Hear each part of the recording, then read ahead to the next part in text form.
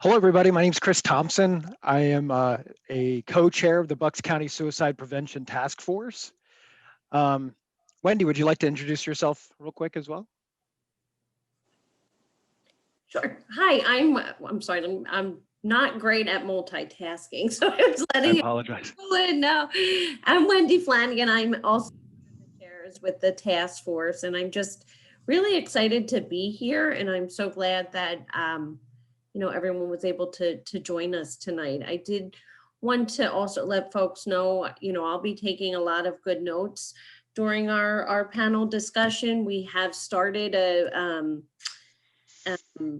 resource guide, and we want to be able to add to it with some information that we learned throughout tonight. But everyone, all participants tonight will be receiving a resource guide within a day or two that will include local resources and some of the resources that we speak of tonight. Thanks, Wendy. So again, my name is Chris Thompson. I am a co-chair of the Bucks County Suicide Prevention Task Force with Wendy. So I have a couple announcements that I'd like to talk about. Oh, I'm sorry. I also work for Lenape Valley Foundation. I'm the Associate Executive Director of Crisis Services. Um, and I also am a member of and serve on the board for the Crisis Residential Association. So I have a couple announcements for the task force. We would like to let everybody know that we are going to be launching a Bucks County Suicide Prevention Task Force website in the very near future, in the next couple weeks. So please look forward to that. I also want to talk about our Qpr efforts. In 2020, we trained over 1,400 individuals in Qpr. And those efforts continue in Bucks County. So if you're interested in Qpr training, please reach out to one of us at the task force, and we'll be more than happy to facilitate one of those trainings for your organization. Um, I also want to talk about some data that we received from 2020, which is really promising data. We're seeing a marked decrease in suicides in the county overall, which is something that we're really happy to hear. And it might be surprising to all of you. I think, we've been all bracing ourselves for an increase in suicide rates, but that has not panned out here in Bucks County. And that's really good news. And even better news, we did not lose a single young person 17 and under to suicide in 2020. So that's really important, and it's something we've focused on a lot at the task force. So we're happy to report that, and we'll continue to track those trends, and stay on top of this and continue to raise awareness like we're doing tonight. Also want to talk about one of our next events. It's a concert series, Harmonies for Hope. This is going to be on March 6th. I'm sure you saw the posting for it. It's a Saturday night, and it's going to be a kind of chill evening with live music, and we're hoping to continue that throughout the spring and summer. So, look forward to those events at the Bucks County Suicide Prevention Task Force. Tonight, we have a really special night. We're really excited for this conversation. We have some great panelists who are going to talk about suicide in the Black community. We're really looking forward to the information provided to us tonight to guide our efforts here in Bucks County and the Suicide Prevention Task Force, and how we can partner with marginalized communities to continue to raise awareness to mental health, suicide prevention, and really get in there and do some, roll up our sleeves and do some good work. So really excited about that. Just some real quick housekeeping. If you have questions, you can just go ahead and throw it in the chat. Make sure it's, you're not sending it to just one person, make sure it's to all of us so that we can make sure it gets to the panel discussion tonight. So use the chat, we encourage that. Also, if anybody feels the need to continue the conversation, this raises some kind of, worry or challenge within you, we're going to stay on afterwards and be available for support. So we're going to be here after this is all over, in case anybody wants to continue the discussion on a more one-to-one basis or a personal basis. So we'll be here after this is all said and done. And as Wendy said, I'll just reiterate, we are going to be sending out a list of resources, local resources here to Bucks County and national resources as well. And if you just keep an eye on the chat, we're going to be posting resources in there as well. The National Suicide Prevention Hotline number will be posted throughout this event in case anybody needs it. So without further ado, I'm going to introduce our first speaker. Going to provide us with a TED Talk style 20-minute or so talk, and then we will jump into our panel discussion. So tonight we have Victor Armstrong. He joined the North Carolina Department of Mental Health, Developmental Disabilities, and Substance Abuse Services in March of 2020.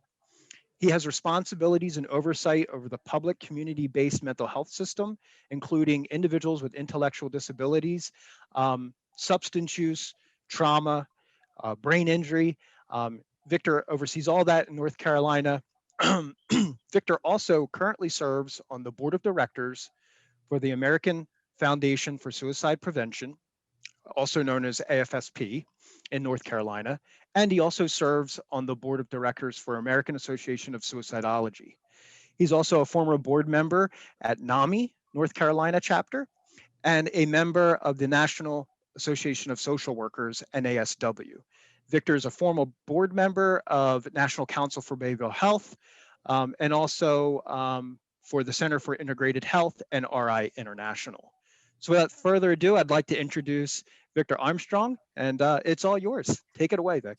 All right, thank you, Chris, and thank you all for having me tonight. And let me see if I can share my screen.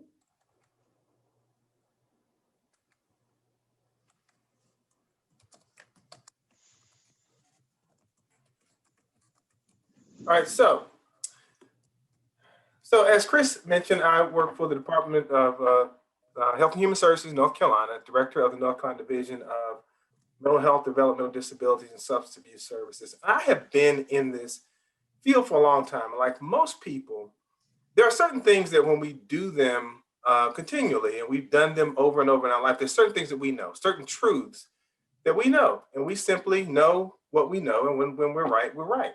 And I'm no different from other folks. And so I'll tell you a story. I was working in Eastern North Carolina some years ago. I was working at East Carolina University in Greenville, North Carolina. And so at the end of the day, I had gone to the mall, and I went to the restroom, and so I'm getting ready to leave the restroom. I'm standing at the sink, I'm washing my hands. And lo and behold, as I'm standing at the sink washing my hands, a lady walks into the men's room. And of course, she immediately sees me. She looks shocked. I look shocked. She becomes apologetic and says, so sorry, I thought this was the women's room. And I said, no, ma'am, you have walked into the men's room. So she turned around and walked out. And before I could get done what I'm doing here, another lady walks into the men's room. And again, she looks shocked, flushed, and embarrassed. Sorry, I thought this was the ladies' room. I said, no, ma'am, you have walked into the men's room. But as she walked out, I turned around to survey this men's room. I noticed that there are no urinals in this men's room. And if you know anything about men's rooms, there's usually at least one urinal. Turns out I was in the ladies' room. Now, needless to say, I hurriedly got myself together, got out of the mall, and before law enforcement could show up. But one lesson I took away from that is that even when I know that I'm right, there's always the possibility that I could be wrong. And that's the mindset I want you to have tonight as we begin to talk about stigma and suicide in the Black community. First of all, there's a myth, and I think most of us have heard this. I heard it growing up. Black people don't die by suicide. Suicide is a white problem. This was not something that we were supposed to worry about. But the facts are simply these. Suicide is currently the third leading cause of death in 15 to 24-year-old African-American males. And for children ages 5 to 12, African-American males are dying by suicide at higher rates than any other racial or ethnic group. And according to the CDC, suicide rates have doubled among Black men since 1980. And among Black youth, suicide deaths among Black females aged 13 to 19 rose 182% between 2001 and 2017, and 60% among Black teen males during that same time period. So clearly, there is an issue. The question is why? And why are we seeing these rates increase? And what are the challenges that we as Black people face? And so one of them is stigma. We know that in the Black community, there's stigma when it comes to mental health in general, suicide in particular. Most of us grew up like I did, hearing what happens in this house stays in this house. You don't go outside the house and talk about things that are going on in the house. So if you got problems, you've got stressors, you don't go outside and talk to a therapist or anybody else about it. I also heard that we had to be resilient. I was supposed to be naturally resilient. Why? Because we survived slavery. We survived anything. And as a Black man, I was always taught that we don't talk about our feelings because that's a sign of weakness. Now, furthermore, I was taught as a Black man, the way that you survive and navigate society is you keep your head down, keep your mouth shut, and you keep moving forward. And like a lot of us, I grew up in the church. My father, in fact, was a pastor, pastored in church for 48 years. And I always heard when people faced challenges, whatever they were, you just need to pray hard. And the church historically in the Black community is the gateway to the community. So naturally, the church is where we turn when we face any kind of challenge. But in the church, mental illness was often considered a sign of moral or spiritual weakness. And you can say a lot of things about a Black person, particularly in the rural South. One thing you do not say, you don't challenge whether I'm saved, sanctified, and filled with the Holy Ghost, as we say. So when you start talking about something being a sign of spiritual weakness, that is definitely something that we do not talk about. But in spite of all of these things, all the stigma that we carry with us as Black people, there are systemic challenges in the behavioral health system that need to be addressed. First of all, there are challenges, there are barriers to mental health services for Black Americans. There's less access to treatment. There's often racism and discrimination in treatment settings, often lower quality of care, lower chance of actually having healthcare coverage. The stigma, both from being a minority in America, but also for being a minority with a mental health challenge. And there's a lack of diagnostic and treatment studies on depression in African Americans. African Americans as a whole, when it comes to behavioral health, we are underserved, we're understudied, and often misdiagnosed. And then also provider perception in mental health service delivery is a barrier. And by perception, I mean the ability to see, to hear, to become aware of something through your senses. It's our way of understanding or interpreting something. It's our mental impression. And I believe that perception is shaped by a couple of things.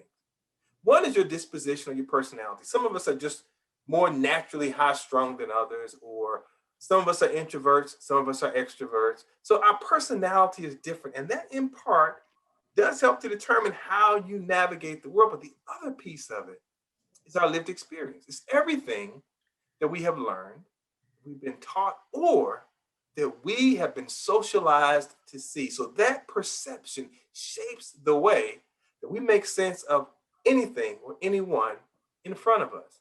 So perception shapes our implicit bias. And I would argue that implicit bias, as it pertains to behavioral health, is outside of an individual clinician or service provider's conscious awareness, but it is woven into the fabric of behavioral health.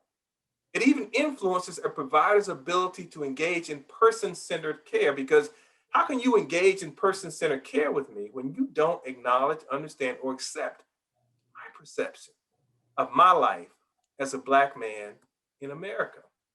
And behavioral health is particularly vulnerable to implicit bias because the diagnosis and treatment of mental health conditions rely so heavily on the provider's discretion. The provider's unconscious attitudes toward historically marginalized populations can have a direct impact on outcomes for the individuals seeking mental health treatment. According to Health and Human Services Office of Minority Health, Black adults in the US are 20% more likely than white adults to report psychological stressors.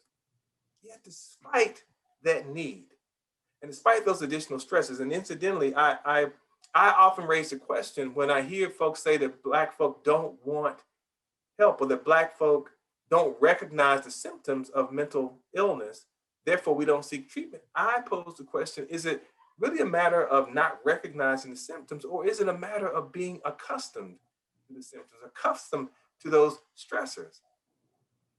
But despite our need, African Americans are less likely to initiate outpatient treatment, more likely to terminate treatment prematurely, and more likely to use emergency rooms or primary care rather than mental health specialists. But before you blame the victim, consider this.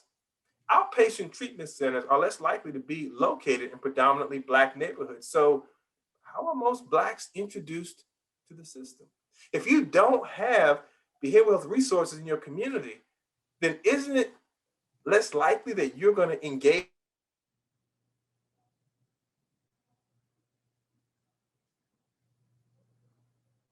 their treatment prematurely? And then consider also that in our crisis response system, we have a flawed construct from the beginning because, first of all, when someone has a healthcare, a physical healthcare emergency, it is called an emergency. When someone has a mental health care emergency, it is called a crisis. And I would argue that we call it a crisis because we don't have the resources to meet their need at the time that they need them. So it's not so much that the individual has a crisis, the individual has an emergency system crisis. And because we have a crisis response, the way that we react to someone with a mental health challenge is also flawed. First of all, we have a system that is not designed to protect and nurture the person who's experiencing the mental health emergency. We have a system that is designed to protect the rest of us from the person who's experiencing the mental health emergency. So we're flawed from the beginning, and thus by response, we initiate a law enforcement type response. So we're responding to a crisis versus responding to an emergency. We respond with law enforcement versus responding with a mental health professional. Now, consider also that when it comes to Black people, and Black males in particular, Black males are much more likely to have bad outcomes when interacting with law enforcement. So we know that Black males are disproportionately more likely to have bad outcomes dealing with law enforcement, even in the best of times. But you take that same individual who, in the best of times, is more likely to have a bad outcome, and you place that individual in a situation where they're having a mental health emergency. In a mental health emergency, your actions are more likely to be unpredictable and may even be intimidating.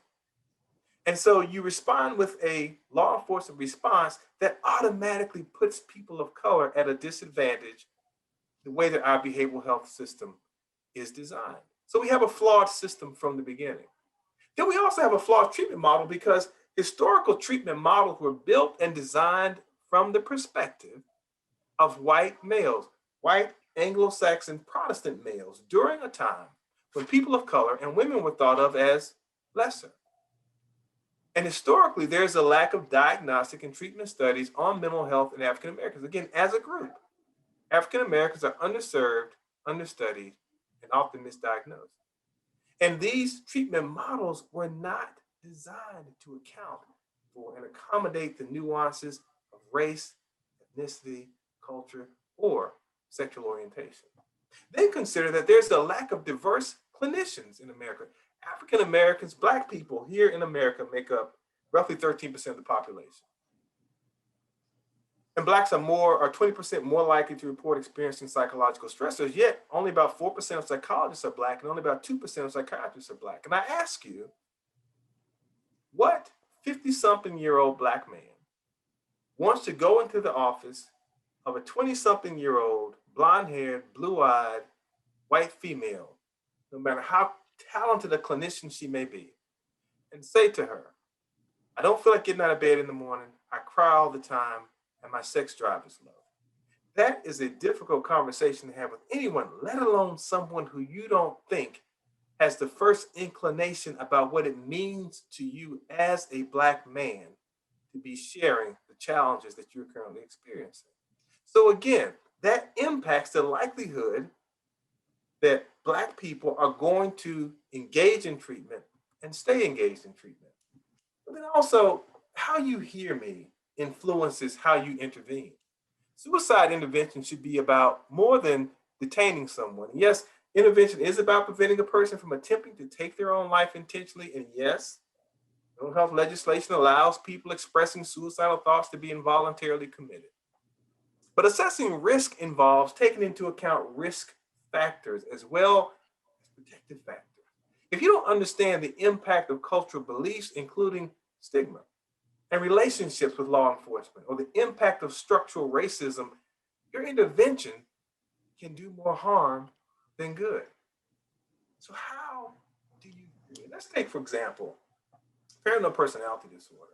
Now, according to the DSM, paranoid personality disorder is characterized by a pervasive distrust and suspiciousness of others such that their motives are interpreted as malevolent. And it goes on to talk about the onset.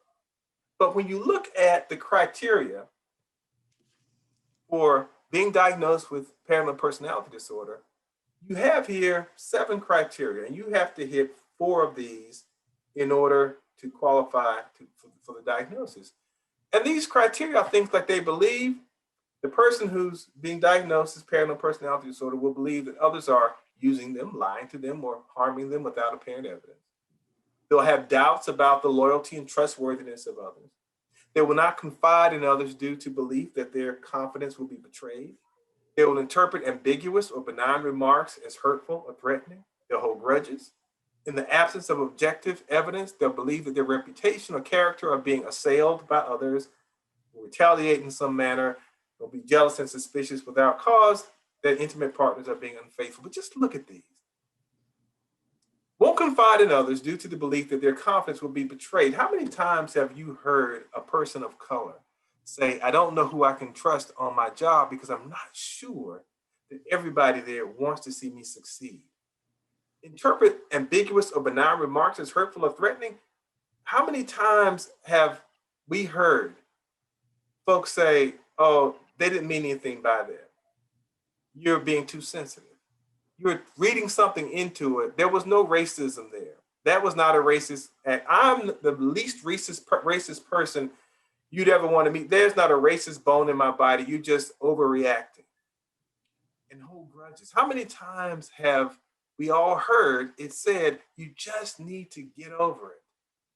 Let the past stay in the past and just get over it. So my point is this. A Black man may describe the pressure he's facing by talking about current politics, employment issues, and violence in his community. And it might sound like he's coming from a position of anger or even paranoia, but instead he's merely communicating the experience of a Black man in the United States. Because I will tell you, I consider myself to be of sound mind and body. But if you catch me on the right day, and depending on how you hear me, I could hit 4 of those criteria on any given day, just talking about the experience of being a Black man in America. So tackling implicit bias, it takes training and forethought. You got to be able to see what's living on the inside of you, your biases, the way that you see people of color.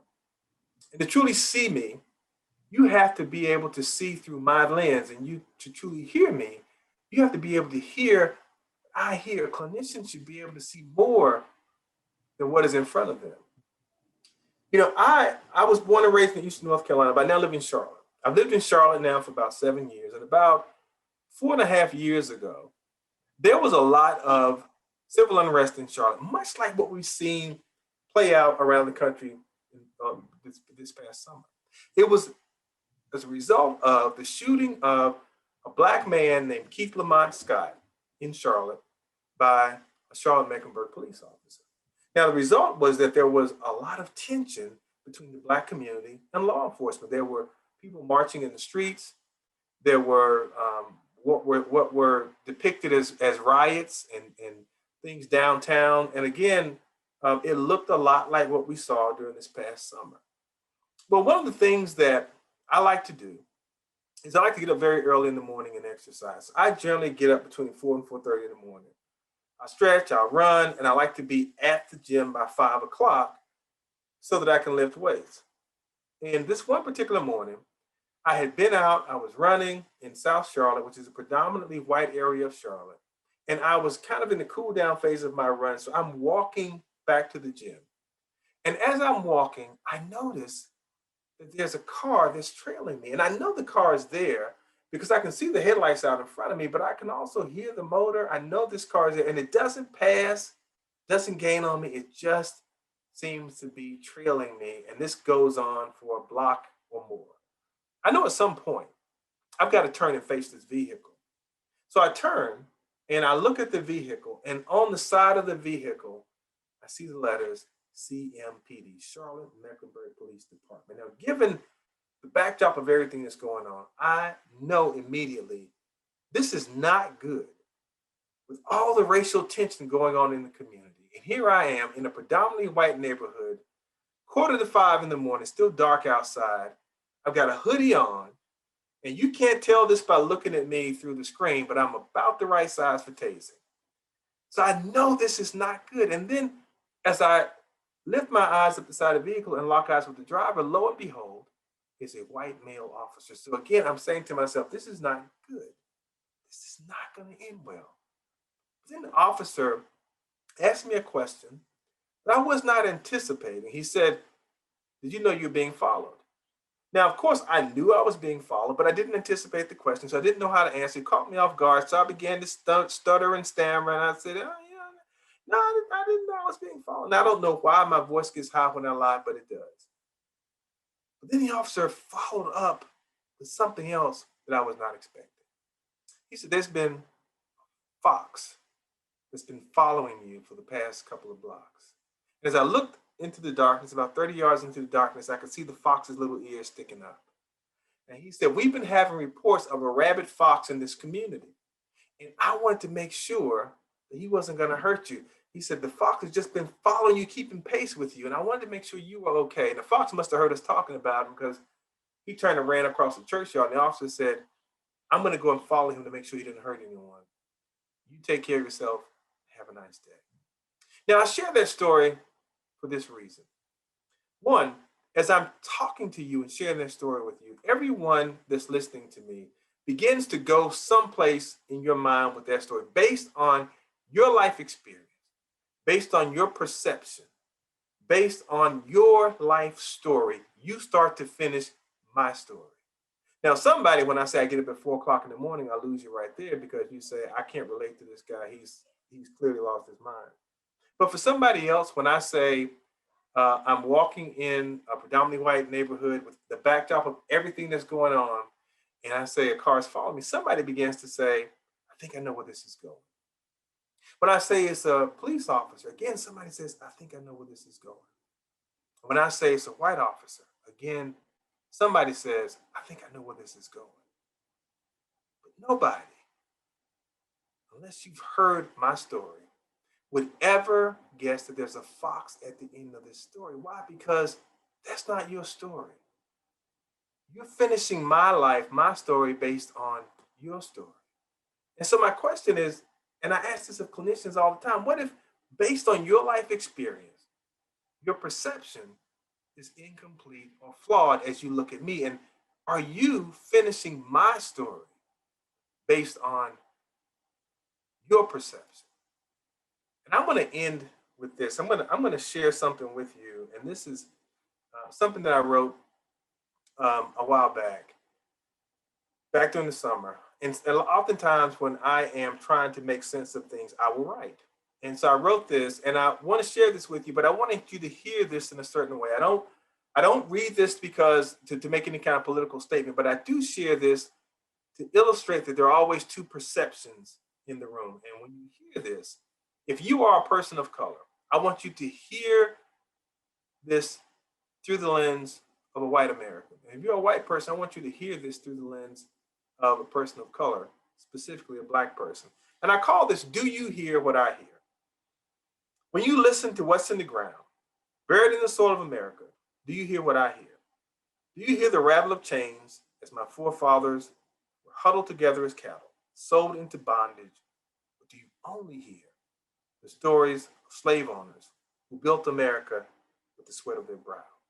Do you hear the spatter of bloodshed and the crack of the whip as it pierced my great-great-grandfather back toiling in the cotton field? Or do you only hear the clatter of Eli Whitney's cotton gin as it spun out fine linens that adorned generals and businessmen? Do you hear the wails of African mothers as their babies were stripped from their arms and sold to the highest bidder? Or do you only hear the stories of the daughters of the Confederacy who showed their grit as they supported their men in battle? Do you hear the sound of the gavel as Black fathers were taken from their families and sold on the auction blocks? Or do you only hear the stories of today's absent Black fathers? Do you hear the cries for freedom from the bondage of slavery? Or do you only hear the rebel yell and the battle hymns of oppressors to whom monuments were erected? Do you hear the last gasp for breath as a Black man was lynched in the Jim Crow South for no other reason than being Black? Or do you only hear the strength and the mettle of poor white farmers who survived the Great Depression?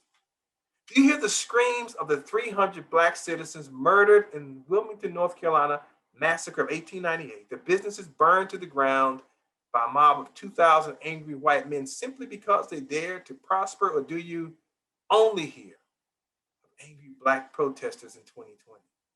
Do you hear spirituals ringing out as freedom marchers locked arm in arm saying, "We shall overcome," while being set upon by dogs and fire hoses? Or do you only hear of how great the 60s were, prompting you to long for days gone by and to seek to make America great again?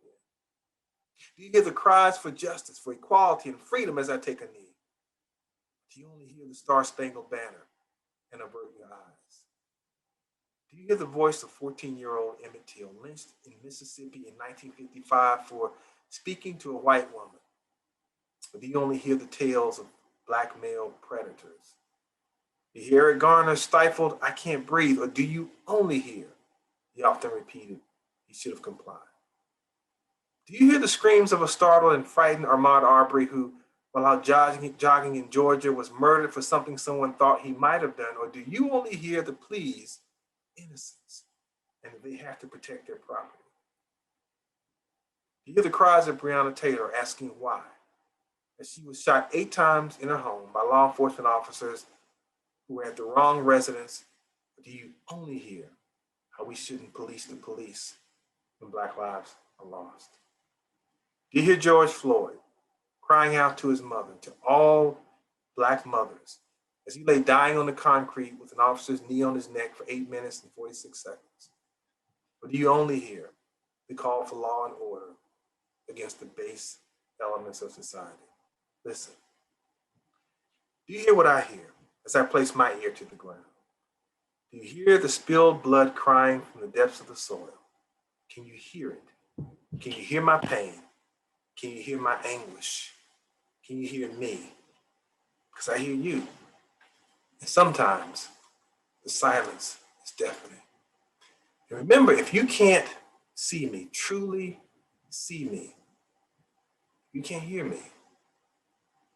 You can't help me. Thank you. Wow. Thank you, Victor. Wonderful. Let me see if I can stop sharing my screen. There we go. All right.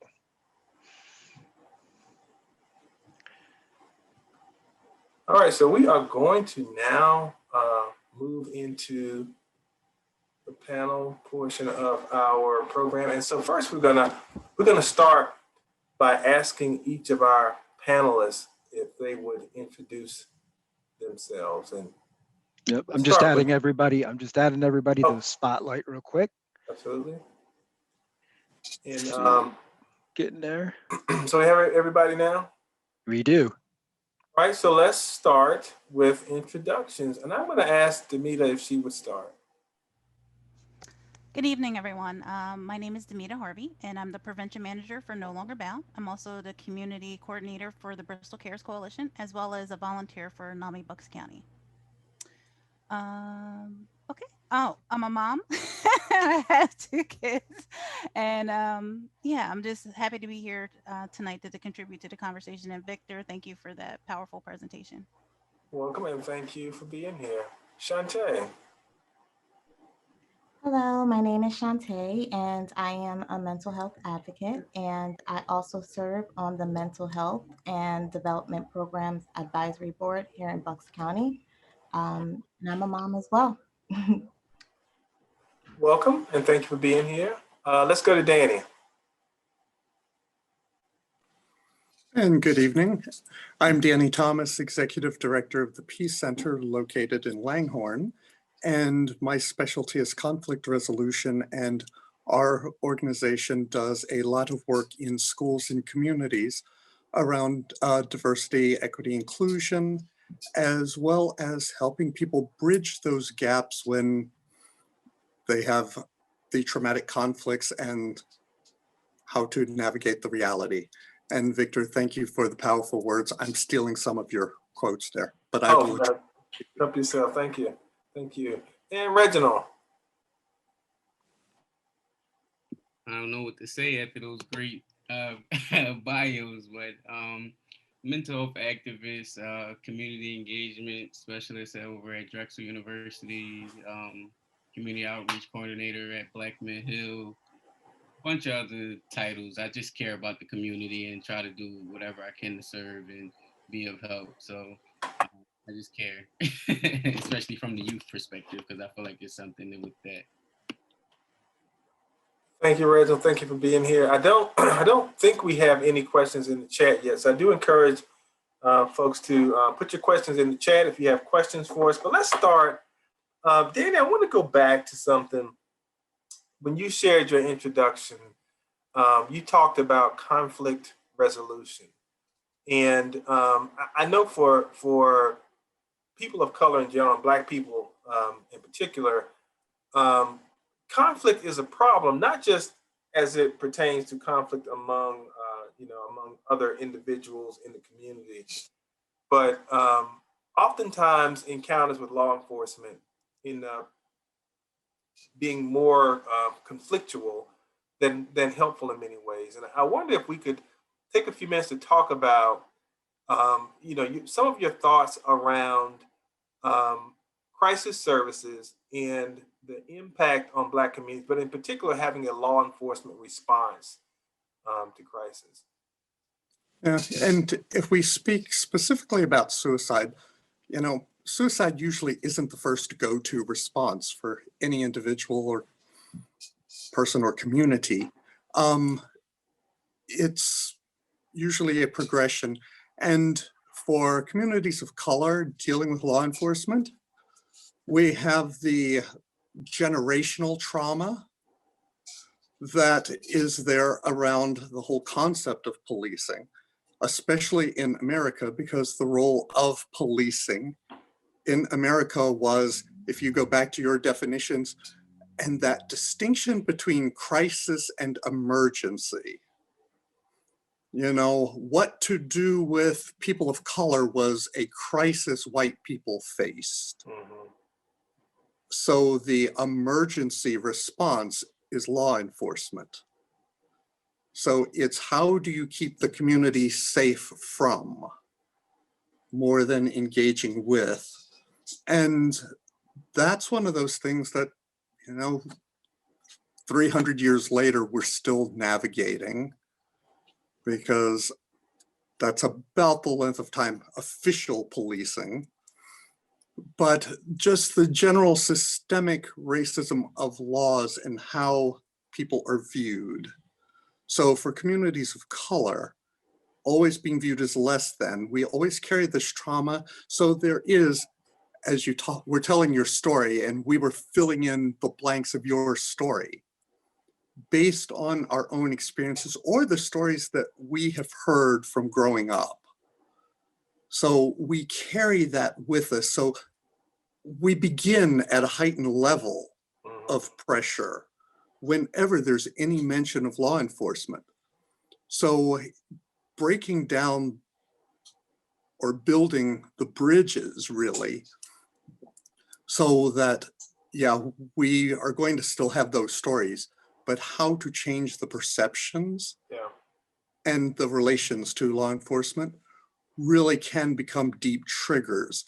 And what we've seen as far as people of color for the past, I guess, 15 years or so, especially as cell phones, recordings, and being able to post things have become more prevalent, we actually get to see the realities of the disparity in policing in white neighborhoods and Black neighborhoods, or with Black people in general. Even people who are innocent, if they're people of color, are presumed guilty until proven innocent, as opposed to innocent until proven guilty. So we've just got all of that we have to work through. So yeah, you know, and I welcome others to share your thoughts. And I did want to touch on, you know, again, I think that one of the things you illustrate, Danny, is that there, and as you share, I don't anticipate that everyone is going to agree with what they hear. But I do want people to hear the reality of Black people. This is the reality of, you know, the world that we live in. And so if you are truly going to reach into the Black community and be helpful to us, because as you pointed out, Danny, suicide is not the disease. Suicide is the worst possible outcome of a culmination of a lot of complex things. And a lot happens on the way to suicide, but a lot of the intervention on the way to suicide can really help determine whether a person reaches that point or not. But, you know, I think one of the things that we hope to do as well, as we're talking tonight, is to really normalize a lot of the conversation around suicide awareness and suicide prevention. And I think for, you know, the Black community, for some of the reasons we shared about some of the stigma and some of the feelings that people have in the Black community, I think it's necessary for us to normalize that. So I'd like for us to take a few minutes, if we could, and let's talk a little bit about what is the perception of someone living with mental health challenges in the Black community, both internally and externally. Shantae?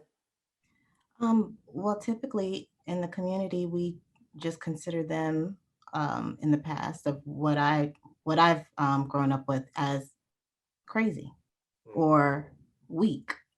They don't have a backbone, and that is, now we know that's not true. It's basically educating our community on what mental health is, what it looks like, coping skills, and basically giving us in our community the tools to succeed and to prevent as many suicides as possible. I think that's the best way. So you do see it as you know, it being part of the solution, being giving the Black community the tools and the resources to be able to combat suicide and raise awareness within the community. Mm-hmm. Exactly. And also educating our children. Our children in our communities, we have different struggles. Our households are different. And I think that there should be a program in the schools teaching children how to identify when they are going through some type of mental, help me out here. Going through some type of mental, I don't want to call it a crisis. Yeah. Because that right there will definitely help out. I think we need to just educate our children. A lot of our parents, a lot of our grandparents, they don't acknowledge it. So if we're going to stop the problem, we have to start with our children. And That's it. Yeah, and I 100% agree with you. We need to start teaching our children to understand their emotions, understand how they're feeling, Mhm. understand what that means, and how to cope with those feelings. And if those feelings become too strong, then we really need to learn how to address them. So that needs to happen not Mhm. only in the schools, that needs to happen in the homes. In the Um, homes. yeah, Yeah. we have to start talking about it. We have to talk about mental health because if we don't, there's that extreme consequence, right? We don't want to wait until it does get too far. Um, Understanding if they're angry. I hear a lot of times they're saying, telling little boys, "Oh, don't cry, you're a crybaby." You know what I mean? And that's like the worst thing you can do is to shut them down so that they don't express that emotion. Because how are you going to know how they feel? Mhm. One of the things that I tried to do in my home was implement a family meeting. So it was took this great course, and I was like, okay, well, we're going to do it. What do you mean we having a family meeting? We don't have family meetings. Black people don't have family meetings. Okay, well, we are a black family, and we will be having families now because opening up those lines of communication is important, no matter how difficult the topic is, whether it's just a fun topic that you're having sometimes, at least they know that there's that opportunity for them to express themselves, ask questions, and be open. Wanted to piggyback off of that, and I seen some questions in the chat, so I'm gonna try to answer some of the questions in the chat and weave it into the answer. And just to expound on what Demita and Shantae were saying about having those questions. For one, for me, um, I know it was a disconnect between the mental health language and the Black community language, so that's the first one. And two, to further expound on what y'all was saying with that, I don't even think I wanted people in my family to have those conversations around mental health, only because after being like taking certifications and going, they don't even have the proper education to have those. They're not equipped with those educational, things to have the conversation properly. You may say something and it may be offensive to them, and it's like, no, that wasn't offensive. You're creating a safe space for them, and so I don't even think they would be able to have it. I would want it, but they might not even know how to do it in the manner that could be conducive of a proper relationship. And so, and I seen one of the questions about students and or Black students in predominantly white school and being emotionally safe. I think Victor talked about it earlier. It's more about being culturally competent when it comes to having these conversations. It's like you can be aware of certain things, but I think I'm trying to quote you verbatim, Vic. Uh, a blonde haired white woman and a black a 50-year-old black man. It's the same thing with a 12-year-old or 15-year-old black teen. He's Right. not going to feel as safe to come to you as opposed to someone that looked like him that probably been through some of the things that he been through. But you have a chance if it's culturally competent enough to be like, all right, this may be a safe space. And so that's why I think it can help. And Gail had a question in there, but I tossed it back to Vic. I'm not the moderator. Yeah, I see the questions. I would like to get more involved in my community, more specifically within the school district level. The school district says that they want to become more diverse. However, there are barriers. There are barriers among the players. Can you each share from your own perspectives how to build how to build a community to be able to accept our own bias and what to do from here to work together and explore more diversity? So in general, schools say they want to be helpful, they want to be more diverse, but how do we overcome those barriers and actually get to that place of being more open and diverse? So I know one of the things that I've been doing is with the Bristol Cares Coalition, bringing agencies together to find out resources and services they offer, and we have representation from the school board who are attending those meetings. Um, how do you get more involved? It's letting them know what type of services you offer, partnering with other agencies who are offering services, and just really being available.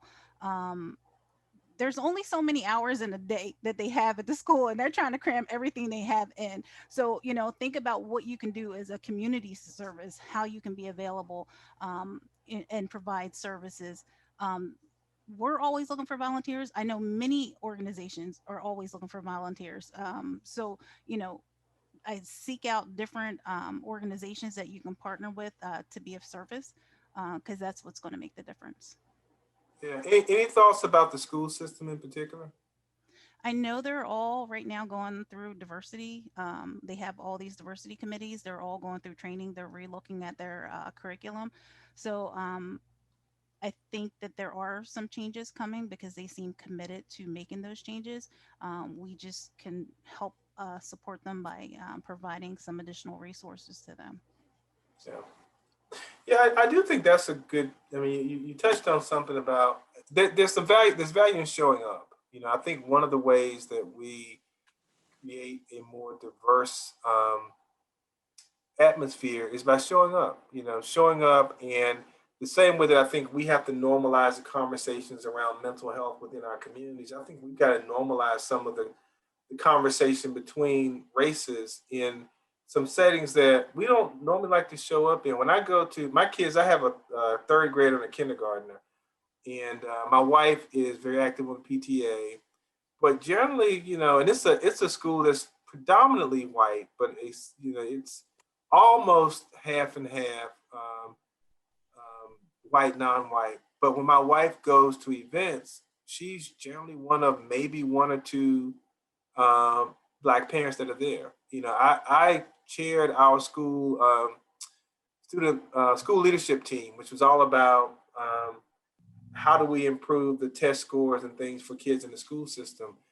And when I chaired it, oftentimes I was the only parent of color in the room. But one of the things I did do, because I was in the room, was to put the conversation in the room. That when we look around, we don't have parents. I don't see parents here that look like me. What can we do to improve that? And I will tell you, there were the other folks in the room didn't have the answers, but they welcomed the conversation, and we ended up doing things like we were meeting when we had our meetings. They were 7:30 in the morning at the school. And I said, for a lot of parents, that's intimidating.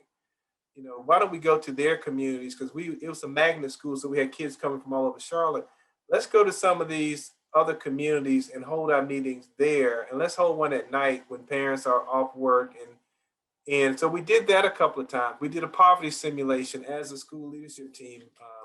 So things like that to help to normalize for them that not everyone comes from the same place that you do. And for some of those kids, when they show up at school, they've seen some things that you can't even imagine, and they've experienced some things from the neighborhoods they come from.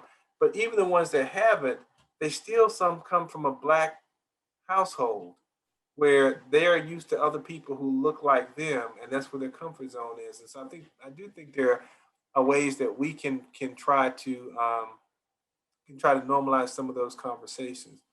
Um, but I also think, and we touched on this a little bit, that we need to be able within our communities to strengthen our communities, to have our communities kind of take the lead on a lot of these behavioral health initiatives. So, what are your thoughts on how do we partner better with communities, and where should those partnerships come from within communities? So, Victor, one of the things you mentioned during your presentation is when you were saying that your father was a pastor and how the church community really doesn't talk about mental health. And for a lot of Black and Brown people, the church is where they go when they need help. The church is where they go to engage and find support. So, equipping the church communities to start holding some mental health awareness workshops and talk about suicide awareness. One of the things I was mentioning is, making sure there's some people on the church clergy that have the QPR training so they know how to recognize those signs and symptoms. So there's some things that we can do. We just need to pull together and do it together. Yeah, Any other thoughts? I wanted to add on to that too, like certain places where they become therapeutic conversations, but they're by accident, like training barbers to have those conversations, like training coaches to have those conversations. Any different, because the mental health first aid training, I didn't even know that was like a free thing just to have, so that way you're creating that space. So training those people, those leaders or people in position of power, and getting them to open up to have, because they're already technically having some type of that conversation, but having them trained in a way to have it to create a safe space for the individual. Yeah, I totally agree. When we talk about integration, we normally talk about either integrating behavioral health into primary care or primary care into behavioral health. We don't talk about integrating behavioral health into the church, into the barbershops, into the community centers, into the YMCA's, where people are. If we're talking about addressing social determinants of health, at the end of the day, you're talking about getting resources to people where they live in a way that they can access those resources, and behavioral health should not be different. And Reggie, I just typed in chat about the barbershops. My hairdresser is always talking about how she is a counselor because you go to her and people just open up, and that is truly the heart, right? People go to get their hair done, they talk to their friends. That's a wonderful idea. Yeah. We always say QPR to barbers, salons, and bartenders. Yeah. We would love to get some of the training too. Yeah. So there's a question in the chat. How can behavioral health interventions better address the mental health needs of the Black community? And so I want to talk about that, but I also want us, along with that, to talk about the challenges we have with the lack of people who look like us in the behavioral health profession. And, your thoughts on that, your thoughts on how we can deal with that. Actually, it kind of goes back to your very first question with the relationship Black community and law enforcement. It is the representation of Black and brown people in all aspects of society and mainstream culture. When I am talking to many people, I will say, okay, we have to shift from white normative value, because with the various expressions of behavior, attitude, way of being, that there's no one monolithic white, there's no one monolithic Black, Latinx, or any one particular thing. So we have to actually teach all people to be a bit more broader than their own tribe. So when we're looking at particular professions, specifically, it's like, where will the guidance counselors be that are coaching Black and brown students? That these are the places that, if you want to go into medicine, here's a really good place for you because here's a need. And that needs to become a hair salon conversation or a barbershop conversation, where parents and leaders in the community are encouraging Black and brown students to go these directions. So it means we have to educate ourselves as well, because Reggie, it was a great point that sometimes when we want to talk about mental health, even with our own families, they're going to be offended because we don't speak the same language. So coming up with how to build those bridges in communication, even within our own families and communities, we are in a period now where there's a heightened sense of awareness. The murder of George Floyd, coupled with the pandemic, allowed white normative culture to suddenly focus on something that has been there all along. So now we just have to broaden it so that we keep this conversation going, not just in white communities and between Black and brown communities with white communities, but even within our own spaces, to be able to talk freely about mental health, to be able to talk freely about policing good and bad, not just sharing the bad stories, but to talk about how we hold law enforcement accountable to be community officers, not just enforcing laws. And then how to get them, our community officers, to see all people that they serve as people, not as cases. So it's my take as the Peace Center conflict resolution side. So you guys who are specializing in mental health, you probably have more nuanced ways of doing this. So I'm going to put you on the spot.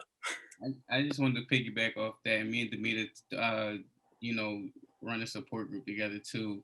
But I just went through a program for Drexel University called Healing Hurt People. And what they do is they take young people that have, and they're doing it right now as well. I think the application closes Friday, where they take young people between the ages of 18 to 24 or up to 29 who have experienced trauma and train them to become community health workers and certified peer specialists. And the reason why I, start with that is because you don't even realize how much value is in the trauma that you've experienced, because now you can use that trauma while getting your help, but bringing others and informing them like they're not alone in what they're going through.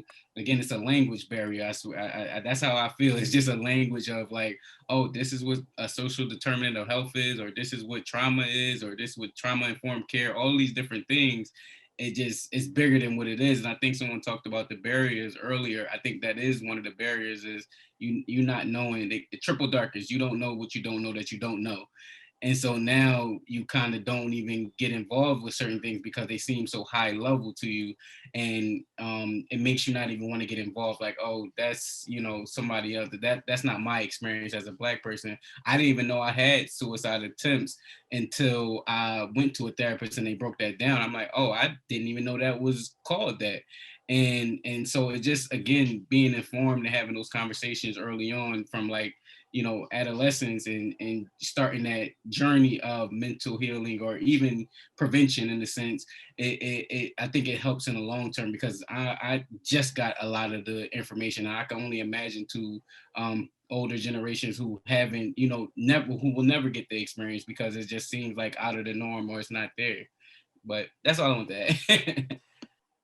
Yeah, you touched on something really important that I think too, Reggie, because when you talk about the lived experience, and so part of what we've been talking about tonight, a part of what I shared earlier, was that that there are a lack of Black clinicians. We have 4% of psychologists, 2% of psychiatrists are Black, and so we could grow a more diverse workforce.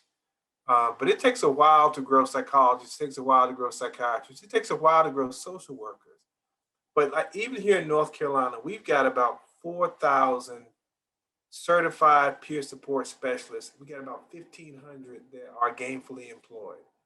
The fastest way, in my opinion, to create a more diverse workforce in the behavioral health space is to utilize people with lived experience. We need to embed more peers into teams. We need to embed them in the hospitals. We need to embed them on inpatient units. We need to embed them in private practices, and that informs the work based on their lived experience. But it also may be the only person of color that a person might see on their treatment team, and that's a much faster way for us to start to embed some diversity into the group. And then the other thing I'll say is, it always strikes me that um, if you look at a major college today, if you look at Clemson, you look at Alabama, they know today who is in the 8th grade that they want playing football for them 4 years from now. And to your comment, Danny, why can't we look into Latinx communities, Black communities, Native American communities, and find young people who can be the clinicians of tomorrow and start to grow that workforce? So cultural competency doesn't doesn't continue to be teaching white people to speak Spanish. Cultural competency is reaching into the Latinx community and finding a young person that has the ability, that has the interest, that has the compassion, that has the heart to be a psychiatrist, psychologist, a social worker, and nurturing them in that and raising them up to be there. So I think we got a lot of work to do, but I think we can get there. Other thoughts? I do have one other question that I this is really just my personal nosiness, I guess, but when I talk with you guys, you all, we had a chance a week or so ago to also just have some conversation, and you all come to this with a lot of compassion and with your own life experience. But my question to you, and this again is coming from my own personal just curiosity. what brings you to this conversation? You know, not just to the work, but to this conversation. What is it that brings you here to want to be having this conversation tonight? I can share for me, it was for one, my own lived experience. And the second part is, and the one I share when I talk to students often is when I used to see the commercials or you hear the commercials of like, have you had thoughts of suicide or have you ever felt depressed or it didn't look like me. I thought it was like a soccer mom like type of thing and that they only experience these type of things. And once again learning the language, I was like, oh, when they were saying in that commercial, that did apply to me. So bringing to answer your question directly is more so uh, trying to change, add to a face. I don't even want to say change the face, add a face to the conversation, add a different perspective to the conversation because I think it needs more nuance to it. Like you said, you just gave the numbers with like psychiatrists and psychologists. Just trying to add more nuance and different variations and different viewpoints, just sharing my perspective and being able to, add something to the conversation that probably hasn't been added in a long time. Somebody else, what brought you to this conversation? For me, I would say I work as a prevention specialist, and I was attended a webinar last year when they started talking about the rise of suicides amongst the Black community, specifically young Black males, and I just I didn't know, right? I didn't know the numbers were rising across the nation. When I reached out, they were saying that, oh, that's not a trend in Bucks County, but I was like, I don't want to wait until it is Bucks County. You know what I mean? I want to try to do something now to help make things better. Um, some of the programs we do focus on understanding your emotions and how to express yourself socially. So I just wanted to add another layer of support, have more education. So when I'm talking to these young people, giving them some tools that they need to be able to express themselves and to ask for help. That's crucial for me. I have two kids. I want them to be able to advocate for themselves, be able to seek help if they need it. So I'm here as a mom, and I'm here to give back to the community.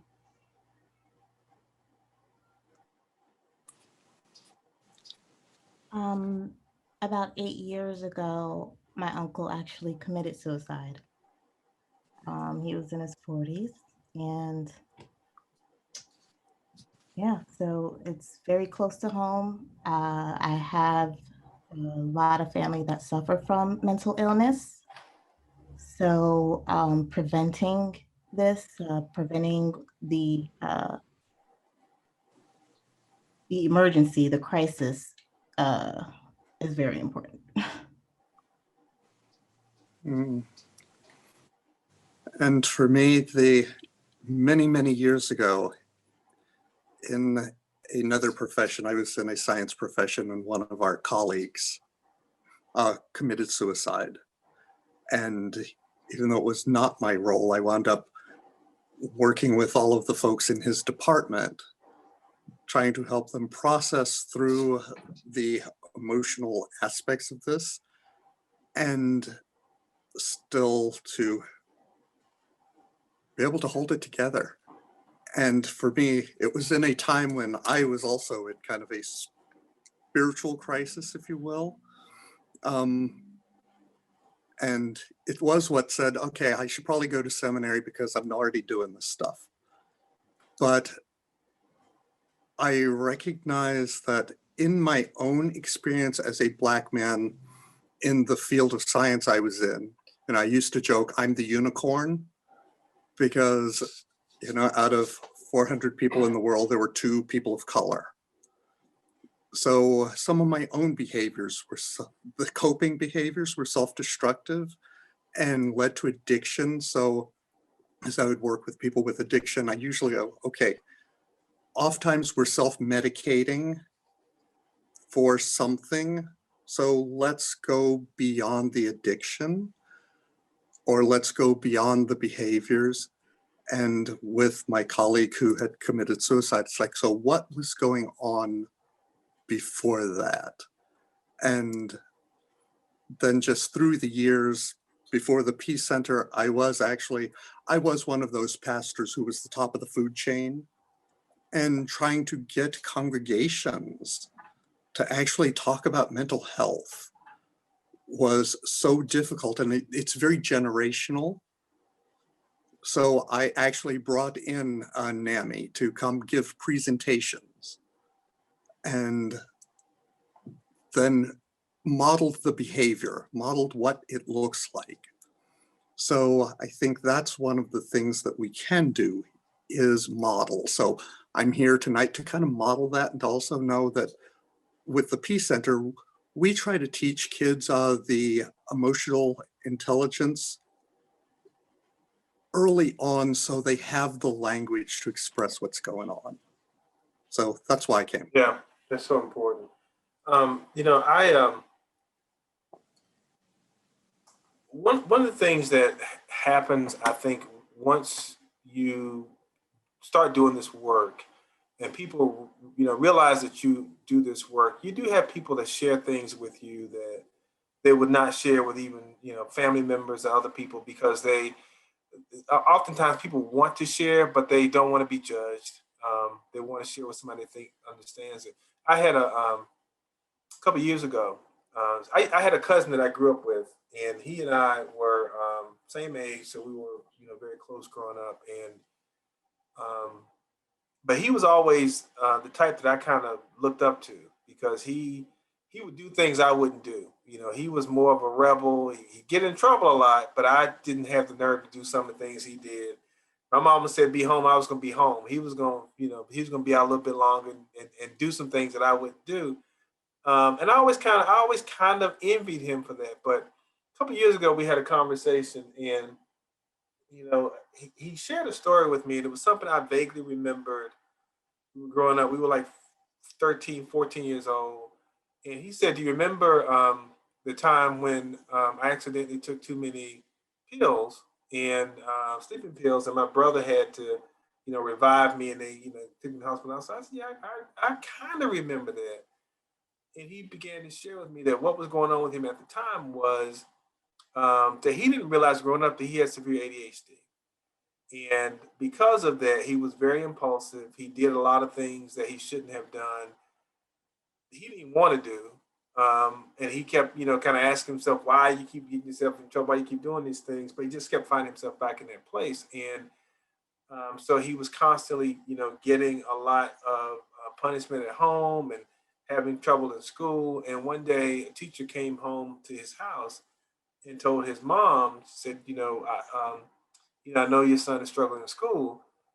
She said that the thing is, we think he has ADHD, and we can help him. And he said his mom looked at the teacher and said very clearly, he won't have it tomorrow. You can leave now. And once the teacher left, she beat him for bringing shame on the house, and for having that teacher had to come there because of his behavior. And that was what led him to say, I just can't do this anymore. And he attempted to take his life. And his brother found him. They took him to the hospital. But there are a lot of families, black and white, where there are people that are hurting and don't understand why, and don't know who to talk to. And so, I guess if I can't share anything else with people tonight, it is that if you are hurting, if you are living with mental health challenges, if you're experiencing anxiety or depression, get help, talk to someone. I think there have been links put in the chat. There's always a National Suicide Prevention Lifeline. I know there are local resources there. But reach out to someone and get help, and know that you are not alone. Know that your pain matters. Know that your life matters. Know that you matter, and know that there are people who care about you and want to see you through this, and want to make sure that you can be here tomorrow and every day after that. With that, those are kind of my closing remarks. I want to give each of our panelists a couple of minutes just to share any closing thoughts you have with the audience before we turn it back over to Chris and the team, and so they can give us any closing comments and instructions. And And I will, just also end by saying thank you so much. I appreciate so much the opportunity to be here tonight, to have this conversation, and also to share with you. But if any of you would be willing to share some final thoughts, and if you catch something in the chat that you want to speak to on the way out, by all means do so. Yeah, I am seeing a comment, and it's one of my colleagues putting me on blast. How do we initiate conversations about suicide when there's still such a stigma around suicide? And we talk about, courage. So it requires courage and a bit of vulnerability. And that's really difficult for Black and brown people who are already stigmatized just for being Black and brown people. But it's a conversation that we need to have. And this goes back to the earlier comment about it truly is a life or death conversation that needs to happen. And at the macro level, to be able to talk about the mental health of Black and brown people based on the experience of Black and brown people, not compared to what the white standards should be. Because we can't do the comparisons of, well, if this or that, because the lived experiences for every person is different. Yeah. That's not all white people have the same lived experience and the same standards of mental health. So we just have to have that courage. Thank you. Dimita, any parting thoughts? So I know, I talked about just being open, being able to listen to people. If you haven't taken the QPR training, just register for it, because it does help you to start looking at some of the questions you should be asking, just to see if that person is suicidal.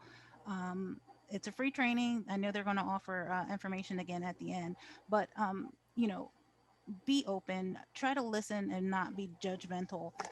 And in your families, just making sure that you have those conversations and creating those safe spaces. And when you're hearing something that doesn't sound like something you want to hear, remember you're creating a safe place. And if you can't deal with the situation, reach out for help. There are people that can help support you. And by all means, as you're giving your parting thoughts, if there is information you want to share with folks about resources that you have, then feel free to share that as well. And as Reggie said, we do Black Minds Matter on Mondays at 7 o'clock for NAMI. It's a self-help a support group for the Black community to come and be support and to receive support. So that's on the NAMI website. Thank you. Thank you. Reggie, your parting thoughts, sir. Yes, I'm glad Dimita said it with the group. We just had one last night, 7 p.m. I think every Monday. Also, I work with an organization called Black Man Hill, who provides free therapy to men of color. It's 8 free sessions. They kill me for not remembering that. It's 2 months of free sessions, and usually the men transfer over and sign up for therapy full time or work something out with the therapist. We also run a King's Corner every Sunday at 7 p.m. Eastern, and that's just for men only, a virtual safe space. Men can have that mental health conversation every week. We've been doing it for about a year now. Just had like 35 men last night, just having that open dialogue. But as far as and that's at blackmanhill.org and at King's Corner. You'll find my name will be somewhere around there. You type it in, you'll find it. But as far as final remarks, I'll piggyback off of what you said, Victor, about organizations identifying individuals who want to have that conversation around mental health, who wants to be trained early on. They know in high school who the future business leaders of America are going to be, who the first prospects going to be. You can have the first therapist or future therapist, future psychologist, same thing. And then also I equate it to how players who retire different sports are now being commentators. and they bring that experience of lived experience. It used to be commentators were only people who, you know, studied, went to school, got the degree, and then now they can comment on the sport. But now there's been a surgence of players or people with lived experience on the field or whatever. Now they get to commentate. I think this is the same manner with this conversation regarding especially the Black community. We have to grab some more of those lived experiences and train them, like myself. I'm a part of it. Train them and learn and get educated, so that way you can, you know, have these conversations about mental health, especially in the community, safely and responsibly. And that's all I got. Thanks, sir. Shantae, parting comments. You're on mute. Sorry. I'm just grateful to be a part of the conversation. And thank you, Victor, for doing such a wonderful job. And I thank you all for listening and being here and asking questions, because I'm learning and growing in this field. And I appreciate you all. Thank you. And I just want to thank all of you, not just for being here, but for being willing to be vulnerable and to share tonight, because that's something that we need more of. And Rich, I got to tell you, for a young Black man to be willing to share your vulnerability and to encourage other young Black men to open up and share, I think is commendable. So, so thank you. Thank you all for being here tonight. Chris or Wendy, any parting instructions from you all? Sure. Oh, wow. I just like to thank you guys for that. That was a wonderful panel discussion. Got pretty deep there. And thanks all of you for sharing your strength and hope. There's been a lot of resources posted in the chat. Please copy those emails down. We were lucky enough to have our QPR coordinator, Keely, with us, and she posted her email. If you're interested in QPR training, please don't hesitate to reach out. We're more than willing. We're doing QPR virtually right now, which makes it very doable and accessible to the community. You know, this is a really important question. This is a really important conversation that we had tonight. And I know as one of the co-chairs of the task force, we're very interested in taking this information and helping us move into our next steps as the task force continues to grow and support all the efforts in the county to raise awareness to suicide prevention. You know, if I would wanted to say one thing about suicide, it's we need to talk about it more, as often as we possibly can, especially with our children. You know, when kids have these conversations about suicide in a vacuum without adults shaping that conversation, I think it goes south. And all we need to do is inject hope and a listening ear and hope, and then find help. That's the message of QPR, and that's the message of the task force. And Victor, thank you so much for jumping in and leading the conversation. You know, your expertise in the field is just wonderful, and I can't thank you enough for that. Wendy? Thank you. Wendy, I'm sorry. No, I just echo what Chris said. I'm so glad and thankful for the panel. I mean, when we met last week, we knew immediately that there was such a good connection and energy with this panel. You probably don't know that not everyone on the panel knew one another. You would think that they've known each other for quite some time, but you know, I am just thankful that we have the platform and the people, you know, on this panel that are talking about this and keeping the conversation going. And I want, you know, folks on here to know that, you know, this wasn't just a panel discussion to just talk about it. We want to keep this conversation going. And this is really, like Chris had said earlier, you know, this panel for us and the task force in Bucks County is to guide us to really, you know, figure out, you know, how and what direction to keep going. So I think we talked about a lot of good things, and you know, Kyle, Chris and I will be meeting, you know, very soon before the week's end to kind of, you know, jot all our ideas down, because I think there's, you know, just so much more that we could be doing in the community. If you joined us late, we're going to post We are doing good work too, but I'm excited to kind of keep this going. This video will be posted, so if you joined us late and you missed the beginning parts or the end parts, whatever, you'll be able to watch it again. And thank you, everybody. Have a wonderful, safe night, and we'll see you soon. We'll see you really soon, hopefully in a Hang QPR on, training. If anybody wanted to hang on, we'll stay on for. Yeah, we're going to stay on for a few if anybody wants to stick around. Thank you, guys. Thank you. Well, thank you all for doing this. This is, it's an important conversation, and it's, I think, like you all said, it's a start. We just got to keep these conversations going. I think the more that we have these open conversations, the more we can, bridge some of the gap, but also just normalize the conversation around suicide awareness and mental health in general. So thank you guys for doing this. It was fun. I enjoyed it. Yeah. Good night. All right, I'm gonna go see if my office mate is asleep yet. Yeah. Thank I you know again, my Vic. office mates are got their ear to the. Yeah. Good night, guys. Thank you. Thank Appreciate you your so much, service. Victor. We'll Thank see you you. soon.